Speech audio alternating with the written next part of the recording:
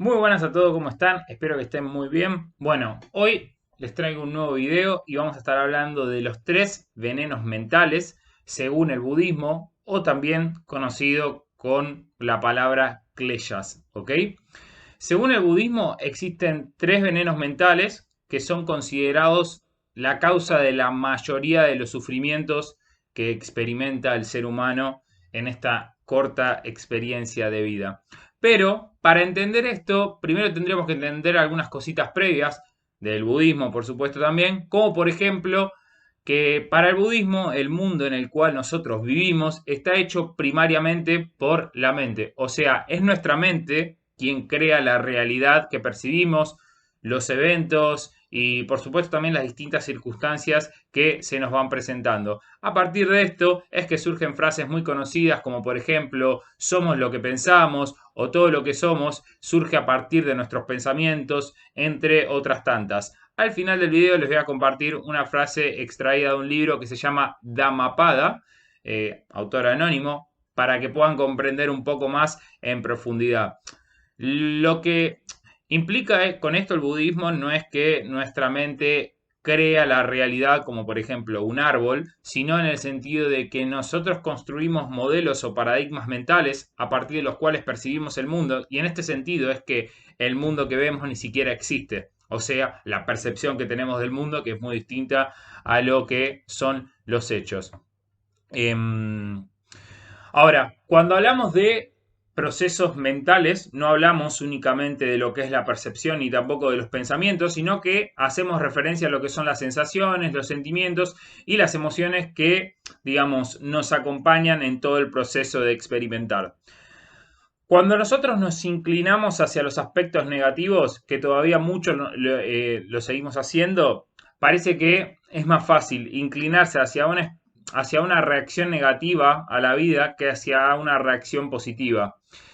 Esto es porque, digamos, estas tendencias negativas, estos comportamientos que nosotros podemos tener, parecen que nos dan la felicidad. ¿Pero por qué? Porque confundimos placer con felicidad. Entonces, a través de, digamos, acciones compulsivas, no procesadas o no concientizadas, obtenemos un beneficio que es siempre a corto plazo. Y por supuesto, al ser a corto plazo, cuando vivimos desde un plano de angustia existencial, necesitamos todo el tiempo volver a repetir estos circuitos a fin de erradicar esta sensación de angustia que muchas personas tienen. Em, Creo que, digamos, en última instancia, como decía recién, o sea, el vacío quizás es tan grande, perteneciente a esta angustia existencial de no entender bien de dónde venimos, hacia dónde vamos, para qué estamos en este mundo, que entonces buscamos actividades que sin procesarlas, como por ejemplo comer hasta reventar, que son actividades propias compulsivas en las cuales obtenemos un placer en el momento por el simple hecho de satisfacer esa necesidad, pero después nos sentimos mal. Entonces es como la manera que nosotros tenemos de llenar el espacio que existe entre el nacimiento y la muerte. Entonces, tenemos que entender que tanto la felicidad como el sufrimiento son estados mentales pura y exclusivamente subjetivos. Por lo que aprender a dominar la mente podríamos decir que es un arte y además es también nuestra obligación si queremos de verdad vivir una buena vida o queremos vivir una vida que valga la pena. Entonces, el cambio a partir de este paradigma surge de pasar de la obsesión con el mundo externo y de creer que la fuente está ahí afuera a pasar a, digamos, la realización interna y a descubrir nuevas maneras, por supuesto, de percibir la realidad y poder disolver estas nubes que ahora vamos a pasar a explicar un poco más en profundidad. A qué me refiero puntualmente cuando hablo de disipar las nubes? Pero sin más vueltas, vamos con los tres venenos esenciales que el budismo comparte y el cómo resolverlos, que por supuesto no se limita únicamente a este video, sino también a poder poner en práctica. Vamos con el primero, la ignorancia. Según el budismo, la ignorancia es la raíz fundamental de nuestro sufrimiento, también malestar y perturbación. Quiero dejar en claro que ignorancia no significa falta de datos, análisis, información, títulos universitarios, doctorados, porque no proviene de un saber intelectual, sino que, digamos, esta ignorancia está asociada un poco más a la falta de, digamos, tacto o a la falta de conocimiento de lo que verdaderamente es la naturaleza de la vida. Fíjense que antes yo decía que nosotros percibimos una realidad que tiene más que ver con nuestro proceso propio de la percepción y no tanto con cómo es la vida. Entonces, a partir de esta premisa es que nosotros construimos un molde sobre la realidad que impide que nosotros podamos tomar contacto con esa realidad auténticamente. Y a esto es lo que al budismo denomina ignorancia, que puede ser consciente como también puede ser inconsciente. Y esta ignorancia no es más que distorsionar la realidad a partir de nuestros propios sesgos e interpretaciones, en el cual moldeamos al mundo pura y exclusivamente a partir de, digamos, nuestras propias necesidades. Y es acá donde aparece, digamos, el ego o el egoísmo, que es este interés autocentrado en uno mismo y orientado, por supuesto, a la supervivencia. A partir de esto es que nosotros nos sentimos aislados y separados, no solo de la realidad que vivimos, sino también de las demás personas. ¿Sí? Esta sensación de aislamiento es lo que nos lleva, a lo que decía antes, a buscar todo el tiempo beneficios o placeres ilusorios transitorios para poder llenar ese espacio o para poder de alguna manera, erradamente por supuesto, completar esta sensación de separación que tenemos. ¿Sí? Entonces, como decía recién, a partir de esto surge una falsa identidad que es el ego. ¿Sí? A partir de este ego surge un modo equivocado de entender al mundo y los fenómenos, y tanto nuestras emociones como nuestro accionar, como nuestros pensamientos, parten siempre de este mismo núcleo, que ya de por sí está equivocado en su esencia, ¿sí? Porque se cree separado y cree que no tiene nada que ver a la fuente que todos en última instancia compartimos, lo que genera una doble ilusión y una percepción, por supuesto, falsa de la realidad, que es como le llamaba el Buda la Maya, ¿sí? La ilusión. Número 2, veneno número 2, apego. El apego surge como la idea del ego de querer controlar la vida y querer controlar el flujo de los fenómenos, creyendo que tiene algún tipo de control, por supuesto, sobre la realidad. Y, digamos, al crearse una identidad de yo, cree que es el ejecutor, el hacedor, el pensador y quien puede modificar los fenómenos. Así, digamos, de esta manera, lo que nos produce placer, queremos retenerlo. ¿Por qué? Porque nos produce placer. ¿Y por qué? Porque secretamente estamos proyectando de una manera inconsciente un sesgo de que aquello que me está otorgando placer es la fuente de la felicidad y por lo tanto si la pierdo también pierdo mi felicidad. Esta es la causa principal del por qué nos aferramos a las cosas y por qué también las queremos controlar, porque justamente queremos ejercer el control sobre los fenómenos y queremos de alguna manera congelar mentalmente este estado de placer con el único fin de erradicar esta sensación que tenemos de que las cosas son impermanentes. Entonces queremos volver lo impermanente en algo permanente. Y así construimos cosas como, por ejemplo, esto me pertenece, esto es mío, esto es parte de mí. Pero en realidad, en última instancia, cuando nos damos cuenta, la vida es un constante flujo de cambios y todo es impermanente y todo está sujeto al cambio. Por eso, el budismo dice que el apego es una de las fuentes más grandes del sufrimiento, porque implica ignorancia en el sentido de no saber que la naturaleza de la vida es la impermanencia y que estamos sujetos al cambio constante. Entonces, el apegarse inevitablemente va a generar sufrimiento porque vamos a estar obsesionados con el control y estamos en contra del propio principio de la naturaleza y de la realidad a partir de nuestros moldes. Nuestros moldes nos dicen esto es permanente o tiene que ser permanente o voy a hacer lo que sea porque sea permanente y la vida te dice eso no es permanente, es impermanente, está sujeto al flujo y al cambio. Y de alguna manera cuando uno puede ingresar en ese campo, entonces puede fluir con el proceso y deja de estar de alguna manera atado a sus propias interpretaciones que son las que te están impidiendo conocer la vida como es. Y número 3, él habla del odio o también la aversión, que esto es lo opuesto al apego. el odio o la aversión surge ante los fenómenos que nos desagradan. Si el apego es para el placer y para retenerlo, el odio o la aversión surge como rechazo a aquello que no queremos. O sea, aquello que es desagradable, quiere ser completamente erradicado. No lo quiero para mi vida, solamente quiero aquello que me causa placer. Pero ambas fuentes son fuentes de sufrimiento. Y de hecho, cuando tenemos aversión, también podríamos decir que tenemos un apego.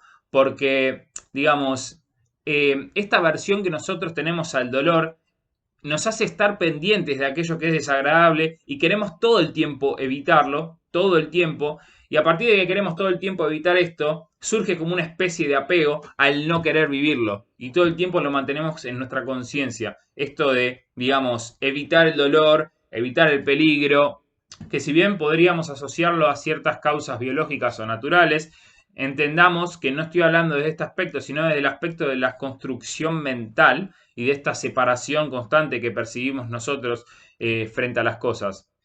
Y como decía antes, o sea, esta aversión y este odio, que digamos se transforma por supuesto en ira, es una de las cosas que más nos impide pensar con claridad y nos hace que ya no estemos más nosotros en control de nuestros pensamientos y nuestras emociones, sino que ahora nuestras emociones y nuestros pensamientos pasaban a tomar el control de nosotros y ahora, digamos, somos esclavos de la ira, somos esclavos de la aversión, somos esclavos del apego y somos esclavos del odio. Entonces, cada vez que nosotros intentemos o nos obsesionemos con la idea de evadir la aversión, de alguna manera estamos pendientes y también nos aferramos a eso.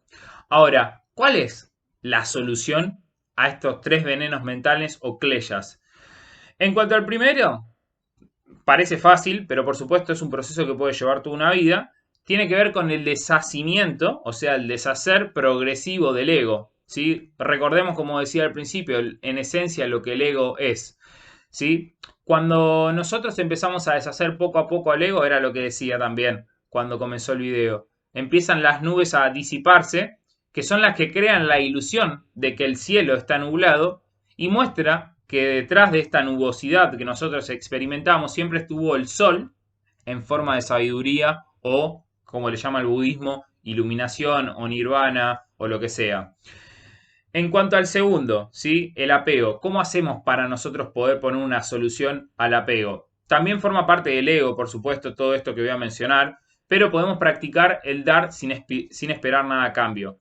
Esto literalmente suele destruir al ego, porque el ego siempre está buscando ganancias, ¿sí? Y está midiendo todo en ganancias o pérdidas, por lo tanto, dar sin esperar nada a cambio es una puntada al corazón del ego, en el que directamente nos sobreponemos nosotros. Este es el principio de lo que se llama el karma yoga, que es el servicio desinteresado. O sea, dejar las expectativas a un costado y entregar sin esperar ningún beneficio o a dejar de hacer las cosas porque estamos esperando algún beneficio ególatra específico.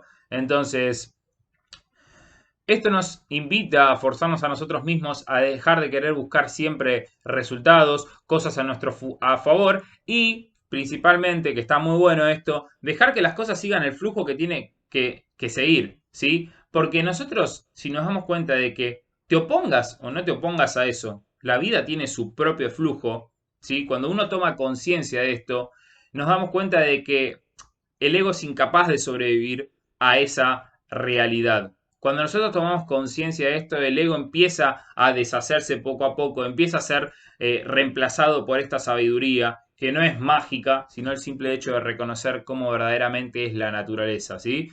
Y esto nos lleva, digamos, a dejar de pretender poseer a las cosas, a las personas, siempre desde un lugar de conciencia, ¿sí? Y en cuanto al último, que sería la aversión o el odio, creo que es muy importante practicarlo quizás a través del perdón y la compasión, tanto con uno mismo como también con los demás.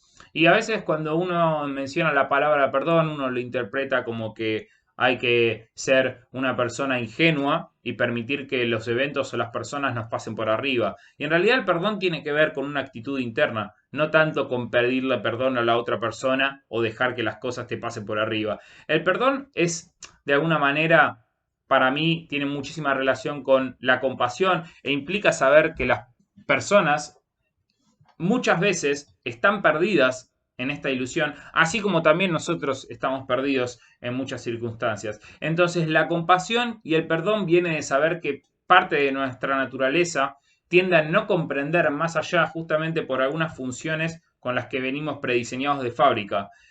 Cuando uno comprende más allá de esta apariencia, o sea, más allá de esta fachada que todos tenemos, que hay una esencia que es compartida, entonces se reduce, digamos, esta tendencia drástica a juzgar, a odiar y a sentir un profundo rechazo por aquello que consideramos equivocado, porque todos en última instancia en algún punto estamos equivocados y tenemos cosas por aprender. Entonces, cada persona está haciendo en ese momento lo que cree que es mejor y si lo supiera hacer de otra forma, simplemente lo estaría haciendo. Esto reduce, digamos, muchísimo en mi propia experiencia esta tendencia a juzgar y a creer que las personas, las situaciones y las cosas deberían ser de otra manera a como están siendo, porque simplemente si tuvieran que ser de otra manera, lo estarían siendo. Y te quiero compartir tres claves o estas tres cuestiones también que me parecen importantes para tener en cuenta para potenciar todavía más, digamos, la disolución de estos tres venenos mentales.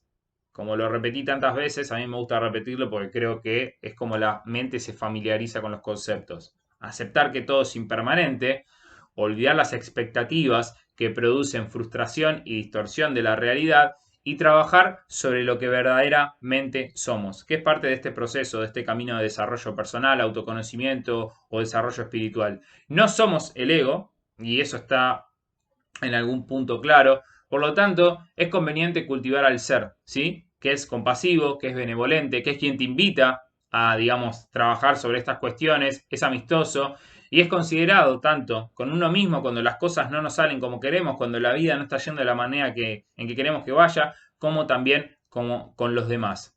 La pseudoidentidad del ego yo no es más que una ficción disfrazada de agente causal o de aparente realidad.